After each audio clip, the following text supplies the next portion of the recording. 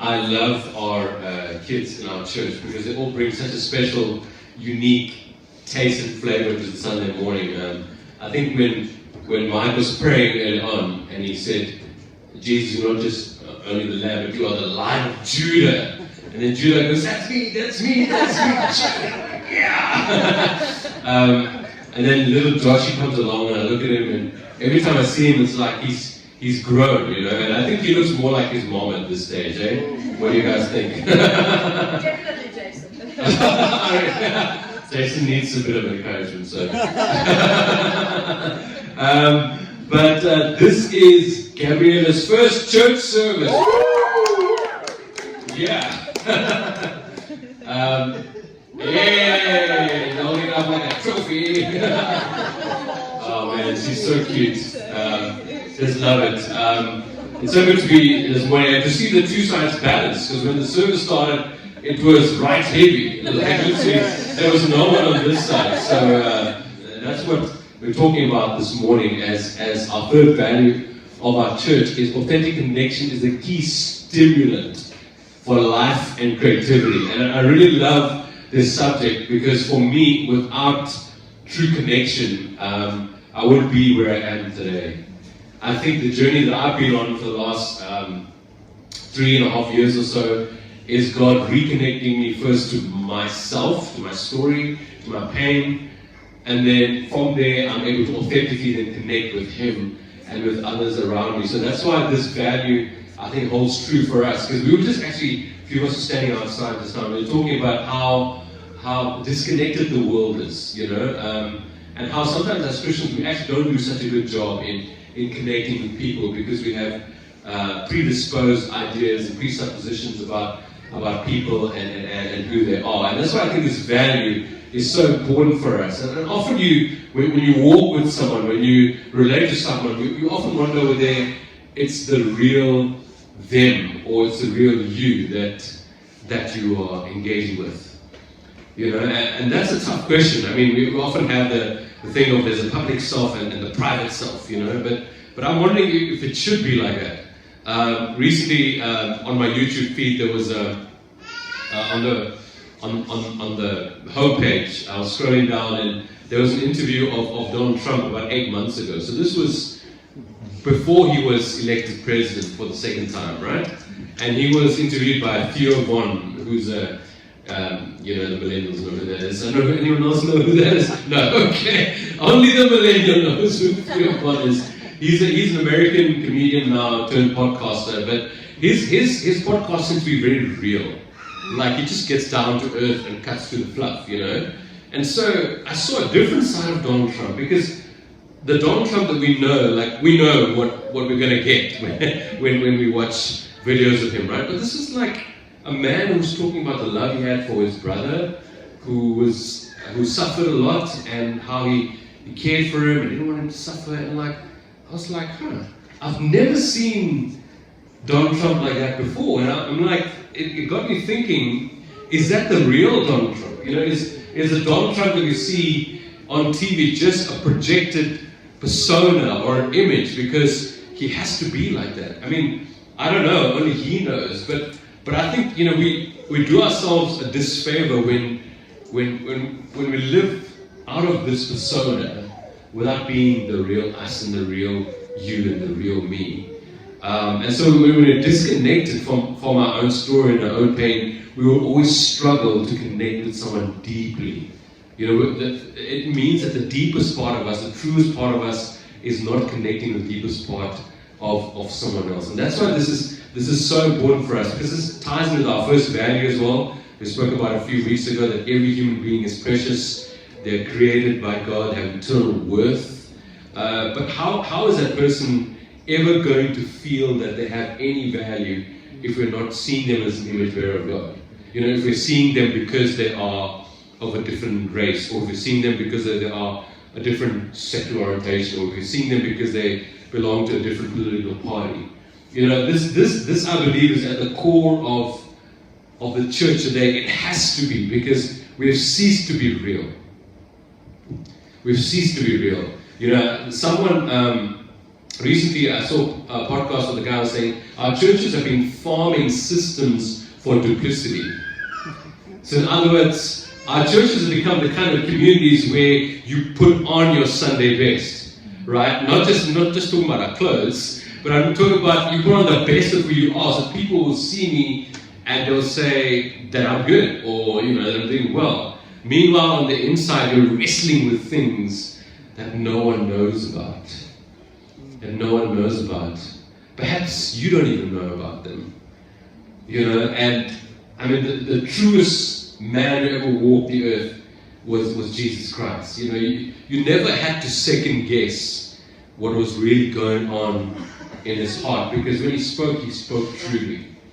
When he engaged with people, he engaged so deeply and it was so real. And I think because we live, especially in the Western culture, that we're so disconnected from one another, we actually don't realize that the entire universe has been created by God in a connected way. Right? And most of it we don't even see. Before we dive into the text, like my family saw this incredible documentary this week by Sir David Attenborough. Now, you might know him as a household name. He's been filming wildlife for like 50 odd years. And he is currently 99 years old. My goodness. I mean, maybe that's the secret to longevity, live out in nature, But this guy, his latest documentary is on the ocean. And he was telling us things that they discovered about the ocean that we've never known before. And one of the things that most fascinated me is that the plankton that is in the ocean, the amount of oxygen that the plankton, produces for the world is more than all the trees combined in the world. That means without plankton in the oceans, we won't have oxygen, we would die. I mean, that's just one thing amongst many things. It shows me the way God has created the world is everything is so connected, right? But the sad thing is the people who He's created, the human beings that He has created, are in the most disconnected generation I believe we've ever lived. So the paradox is, on the one hand, we are more connected because something will happen in one end of the world and you get to know them in a few minutes. Right? You can talk to someone else in the world, through video. And we are more connected, but we are less real. See the difference? Right? We are more connected and less real. And I think that's the kind of church that God wants us to be. I don't want to be talking about other churches. I don't want to be critiquing other churches, but I'm talking about us at Pulse. And we have seen our culture start to change and our hearts start to change when we've become real with one another. When we become real. And so today I just want to look at a few texts. But before that, here's my definition of what authentic connection is, right? I really believe that authentic connection, the next slide, brother, is the exchange of essence.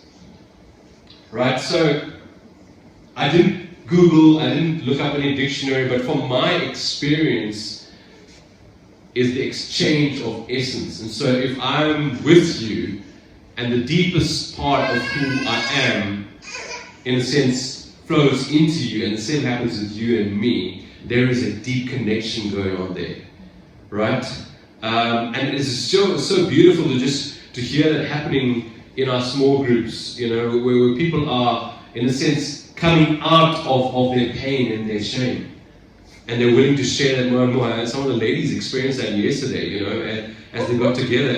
And the men are experiencing that too. But it really is an exchange of essence. It's not, often we say, let's connect. Well, what we mean is, let's just hang, let's just go watch the rugby or grab a beer or whatever. But that's not really what connection is.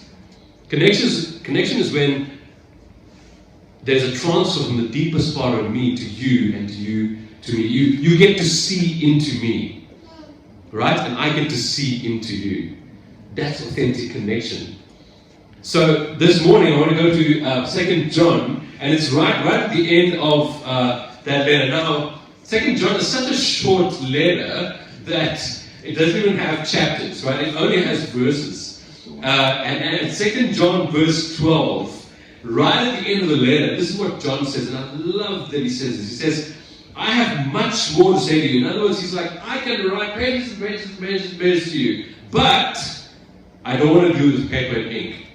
Right? He's like, man, there's so much I can say to you. Like, I can WhatsApp you to death. You know, you can keep scrolling and scrolling and scrolling and scrolling and scrolling. I can send you a long email, but I don't want to do it that way. Why?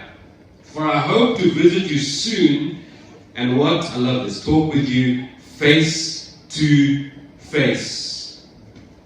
Then our joy will be complete. You know, that word face to face isn't just people sitting across a coffee table, but it really means true intimacy. It means that you're able to tell the other person what really is going on in your heart, and they actually get able to take it. They don't run away, they don't judge, they don't condemn, but they're just able to listen and understand, right? He's talking about that kind of intimacy, face to face. But I love how he says, and then what?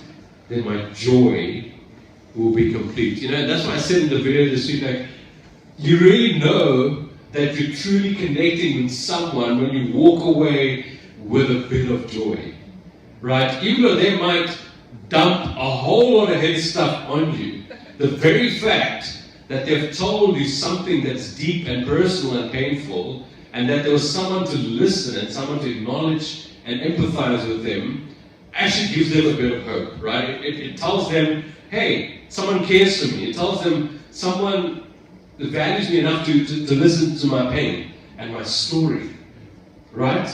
So that's why I love the fact that he connects intimacy with joy. And so I want to camp on joy a little bit, because this is it's such a profound thing, you know.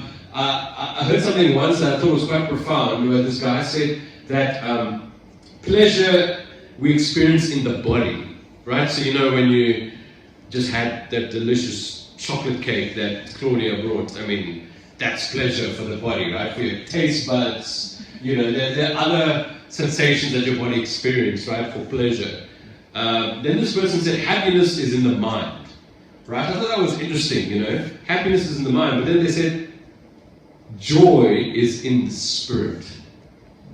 And I was like, they may be onto something there, you know, because it's even a fruit of the spirit in Galatians 5, which is joy. And so there seems to be almost like a permanency about joy that's a little bit different from pleasure. You know, I mean, I had pleasure for a few minutes eating a chocolate cake, but now it's over, right? It's gone. You know, until after the service, because, you know, I see there's a lot more. So save me one. I'll have two today. But, you know, pleasure is like that. Pleasure is fleeting. Happiness is almost a state of mind. You know, you're happy because the Springboks won or whatever. You know, in fact, they won, you know, without conceding any points. That was amazing, you know. Happiness, but also happiness lasts a little while, you know. And it's sometimes joy is expressed through happiness, but it's not quite the same thing, you know. And so here's my experience of joy, right? I was just telling the guys, actually in our prayer meeting on Thursday, that the kind of joy I've been experiencing the last couple of months, I've not experienced before, because it's almost like it's not bubbling over. It's an undertone. It's like it's there in the background, you know. So whatever happens, even though I may be feeling sad for a little bit, like the sadness doesn't last, you know. And so, I mean, you can do a whole series on joy, but I've written something here that I hope will just help you catch a little bit of what it is. And it's up here. Joy is a deep sense of well-being, inner peace, and contentment. You know, so well-being is like that famous hymn we know, you know, it is well with my soul. And the one who wrote that hymn was going through a very difficult and traumatic and painful time. And I think you know that your soul is in a place of well-being when you know that, in a sense, there's no divisions within you, right? Where literally all walls have been broken down, and both you and God have gone to all of those areas. And so you almost have nothing left to hide. You're not second guessing. I wonder if there's, something that I don't know or whatever about me, or, what else. But it's almost that space of, it's well with my soul because I'm true.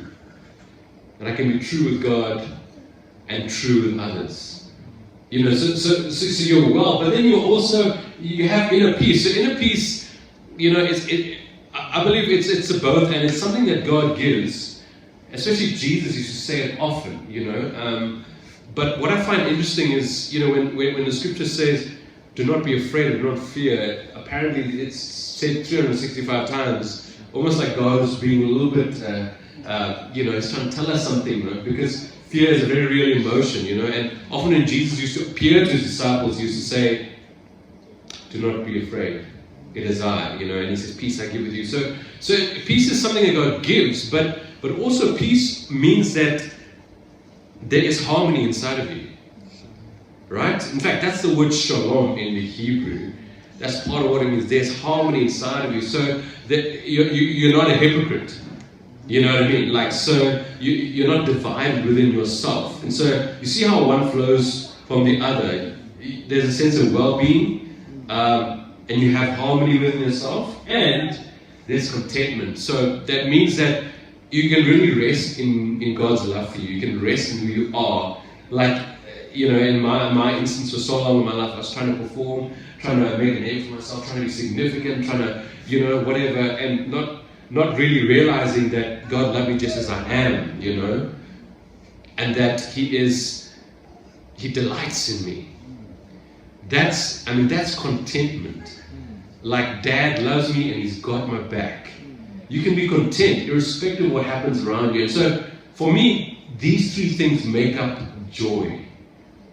And that's why I kind of feel like, when you see the instance of joy in the scriptures, like when you see Paul, when he's in prison and at midnight he's able to sing worship songs, and really it's, the reason why we can't explain it is because it's joy, right? It's that his circumstances has not affected who he is and what is in his heart, because he has a real sense of contentment. And I love this, and this doesn't just apply to our inner being, but it applies to how we connect to one another. I wonder if with almost every person in your life you can say it is well between us. So not just I'm well, but it's well between us. Because in some relationships you're not quite sure if it's well between us. But yet we're afraid to maybe bring it up because, it might cause further rift in the relationship. And we've all been there. I've been there. Is it well between us? Like, is there peace amongst us? Is there contentment? Like, am I content when I'm with you? Or is there an undercurrent of, is there a rift that I'm not addressing? That's when there's joy in relationships. And that's when true connection happens, friends. That's when true connection happens between one person and another. And so it's a journey for us to create that kind of space, right? Because most of us, we don't want people to look inside of us. Never mind us look inside of us. And that's why we even don't want God to look inside of us. But it means that we will always remain disconnected. You see, there's always a price to be paid. The price is we remain disconnected from ourselves, from God, and from others around. And so when you are truly connected, that's when that's when there's that joy overflowing, And that's why I love what Jesus says in John 16, 20-22. So I put it up there because it's such a striking thing that Jesus says.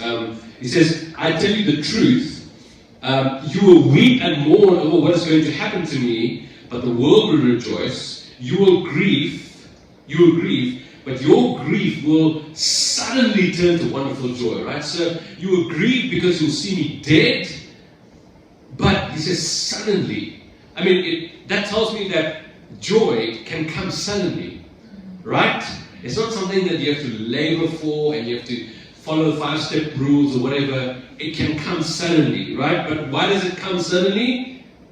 when they see him, right? It will be like a woman suffering the pains of labor, like Ashley did a little while ago. But when a child is born, her anguish gives way to joy. Is that right? You can't say it's wrong because Jesus said it. Right? So, Every woman knows. yeah. So even though Jesus is not a woman, I mean, he made you, so you get it. But like, so he says when a child is born, she has anguish, but it gives way to joy because she has brought a new baby into the world. So you have sorrow now, but I will see you again. Then you will rejoice. And what? And no one can rob you of that joy. So in other words, he's saying, we've been connected for 3.5 years. We walked together, we ate together, we lived in the same spaces. There was no one more connected like us. And then you will suffer the worst form of disconnection because I won't just be traveling to another place. You will see me dead. And that cut off, friends, that separation is really what brings us deep, deep sorrow. You know, that's how a lot of people feel in the world. In fact, that's how a lot of people feel when they walk into churches. There's still a cut off. There's still a separation. There's no connection. I mean, like, you know, I don't want to belabor the point, but when we were visiting churches during our sabbatical, like, most often that's how we felt. We felt cut off. And it had nothing to do with the size of the church. I'm not saying, you know, in a big church you get lost, you feel cut off. No. We just felt cut off. You know, there wasn't a culture of connection, of really seeing a person and valuing them and really bringing them in. So I mean, this is deeply in the heart of God for His church. And I love the fact that Jesus says, you will weep and you will mourn, but as soon as you see me, you will have joy instantly. That's how you know you have joy, right? Because it doesn't take you days and days and weeks and months. Man, as soon as you are reconnected back to Jesus, there's joy. There's joy. There's joy. There's joy. There's joy. And it really starts to inform your life.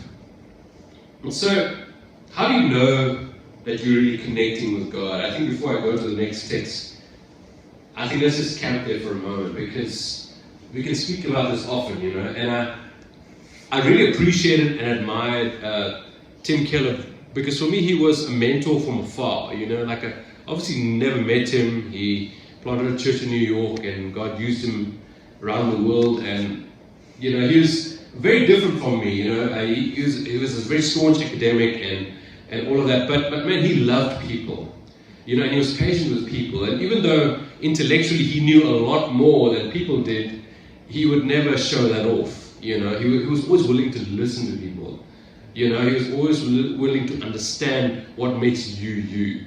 You know, irrespective of where you come from and what your background is. And I always appreciated that about him. I mean, he wrote a plethora of books that if you're a reader, man, you can gain so much out of those books. But those books were a result of the man that he was.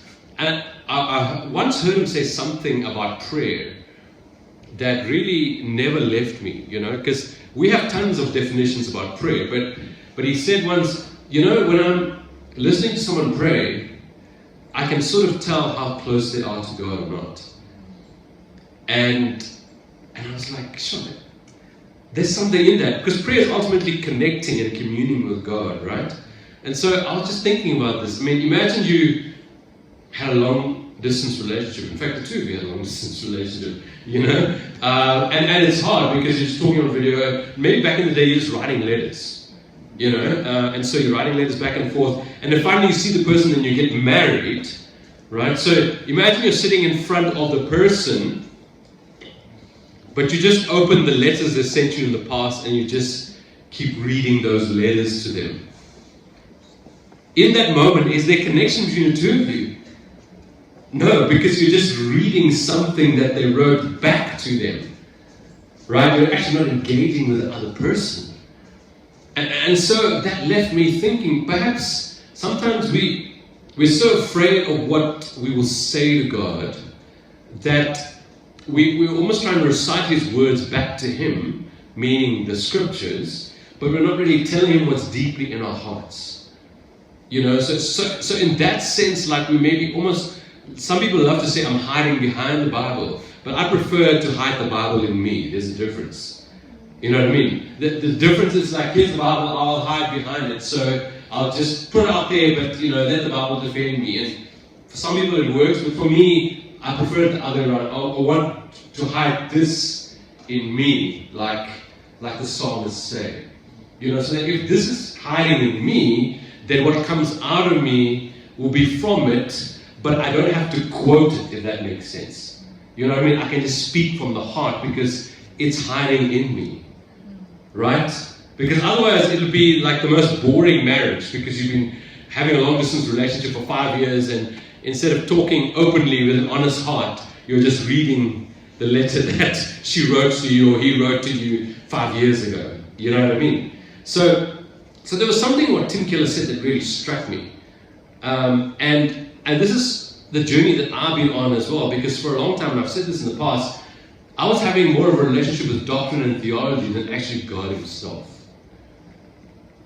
Because I knew a lot, and I also knew the Bible a lot. So my interaction would be with the book, you know, rather than the God who the book is about.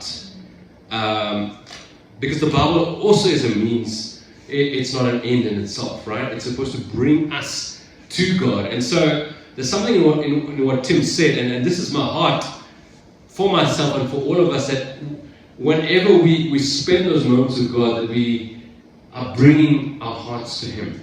Because that's when there's true connection, right? It's the same with other human beings. Like if we don't bring our hearts to the other person, there'll never be true connection. It'll always be like, yeah, you know, but then you walk away without any joy as well, you know. That was an okay time we had together, but there's no real joy. And then 1 John 5:20, this is the last text for today. This is what John says. We live in fellowship with the true God because we live in fellowship with His Son Jesus Christ. He is the only God, true God, and He is eternal life. So the word fellowship is the Bible's way of saying connection, right?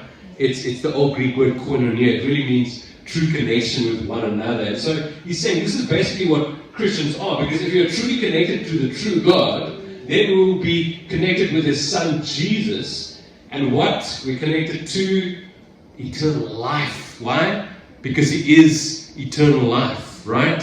So that joy, that bubbling over, the John 10:10, which is our theme verse as a church, that is what emanates from inside of us. And so I wonder how true our relationship is with God right now, because the reason why this is a value for us, because we're saying that true connection is a stimulant for both life and creativity. You know what's been fascinating, and I wish Darryl was here now, because I want to use this analogy in our relationship. You know, ever since I got back from sabbatical, been talking a lot about the church and about ourselves, and you know, it's amazing how I'll share a vision about something, and I'll say, okay, this is kind of what this is the heart I have for this particular thing, and then he'll come up with, well, why don't we do it this way and that way and that way, and I'm like, hey, that's amazing, you know, like I would have never thought about that, but the thing is, what I'm trying to say is, when we are true, we actually become more and more creative, because all those layers that we use to cover up are no longer there. So the true essence of who we are as created beings, we start to become creative as well, right? You become the kind of person that has been suppressed for so long, but you know, like at your work, you start to have new ideas. You know, at home, you start to become creative. Like you can do things with the budget that you never thought you could do before. You know what I mean? It's like, but the creativity comes from those people who are truly connected to God, and that eternal life flows out. There you are, Darryl. I was just telling the guys how I've seen you more creative lately, because you're more in touch with your true self. You know, because Darryl has been on that journey, you know, as he shared with us. But that's the beautiful thing, is that we become more creative. So where do we land with this? I love what Fred Rogers said. He said, the connections we make in the course of a life, maybe that's what heaven is like or is. So this guy, what he was trying to say is that because we were created by God for deep connection, when we start to find that with one another, it's almost like a taste of heaven, because in heaven, there's no more fakeness, right? There's nothing more to hide. And so when you have that kind of relationship with other people, it's like, I'm seen for who I am, they're seen for who they are, there's such connection and there's joy, right? And there's a taste of heaven, and that's what he was alluding to. I love what C.S. Lewis said. He said, God can show himself as he really is only to real men and women. Wow, so when I read that, I was like, well, what? Let me read it again. So I reread it, and I read it, and I reread. So that's not to say that God can't show himself to those not real. Like, for example, he did that with Paul. Right? Paul was a persecutor of Christians, and he got it completely wrong, right? He was killing the very people who were supposed to be his brothers and sisters. But he got it wrong, but God intervened because God had a plan for Paul, right? And his plan for him was to be the bearer of good news to the Gentiles, right? So he had to do something drastic. Like, he had to appear himself. Jesus is like, this is not for anyone else but me, so I'm going to appear in front of him, right? But that's an anomaly. That's an anomaly. For most of us, it's different, and God is longing to reveal himself to us. Like, he's longing to show us his heart. But when we are not real with him, there's almost a disconnect. And the analogy that C.S. Lewis gives, I thought it was so brilliant. He speaks about the sun rays, the sunshine coming through a window, right? And he says there are some windows that are clean. Kirsty's very excited because recently we were able to get those window cleaners that they're like magnets. So, one side and the other side, so if you pull on one side, the other side of the window also gets clean, and this is like heaven for her, But I'm like, I could not believe how clean these windows were. And I'm like, this is what we've been living with all these years? But C.S. Lewis says, that's the difference between a clean window and a dirty window or a smudged window. Like, the rays of the sun cannot really come through in its purest, truest form through a smudgy, dirty window. I think that's what he's trying to say when we get real with God, that the true rays of God can go right deep into our hearts when we get real. I mean, I can testify to this. It's not that I was fake with God, but I was living a false identity under the guise of ministry, under the guise of doing work for God, and all of these things. And it's only when I started to get real with him 3 years ago, then it's like, it goes right in. It goes right in. And then, strangely enough, you also see more of him. And then there's a beautiful synergy and a beautiful connection. So that's where I want to land today, because we're going to have a very special day at our church on August the 3rd. And August the 3rd, we're calling it Dream Day. Right? I don't think we put it up in the PowerPoint day. I should have asked you to. No. Okay. Is it? Oh, there it is! Hey! My wife is ahead of the game. Dream Day, reimagining the church. And all ideas are welcome. And here's the thing, I think we've experienced in the evangelical church that the world, people outside the church, are very disconnected from the heart of the people in the church. You know why? Because all they see of the church is what they see on social media. Right? And what they see on social media is a lot of hate, a lot of bigotry, a lot of separatism, polarization. So they have a very bad taste in their mouth of Christians. And so what we want to do is we want to create a space, firstly for people at Pulse, because we're going through our values. This is value number 3. Next week will be value number 4. What we would love for our people is for the next few weeks to just marinate in those 4 values. So that when we come on Dream Day, what's going to happen is, based on the 4 values of our church, how can you reimagine this church to be so that it is the light of the world, so that it brings hope to the hopeless, to those who are despairing, so that it brings love to those who don't experience love. This is our heart because we want to hear from you, because otherwise we're not staying true to our values, right? We said our first value is every human is unique. They have a unique story. It means you have unique ideas. And we want to hear them. It doesn't mean that we're going to incorporate all the ideas, because I'm sure there'll be times on the day where what we'll do is bring them together and then we'll bring them before God. And over time we'll go, which one of these do we believe will be the best way to start reorienting our church so that we are able to reach people so that they can come to know the God who loves them. But here's the other thing about Dream Day as well. We really want to open up our hearts, not just to one another, but to the outside world. And so I've already got people in my mind that I want to invite. Those who've either been disenfranchised by the church, or those who actually have never been to church before. You know, I was speaking to a lady last year, and she was just saying, like, she's got a lot of pain, you know, and she's been through a hard journey, and she's not sure whether she can come to church and receive the kind of love and support that she can get, you know. I want to invite a person like that to come and say, hey, I want to hear from you, you know. What would make a church more welcoming to you? You know, what would make the kind of church be the kind of church that would listen to your story and be willing to walk with you? Because as you've said, Jesus came for all people, and so should we, right? And so should we. And so I'm so excited about Dream Day.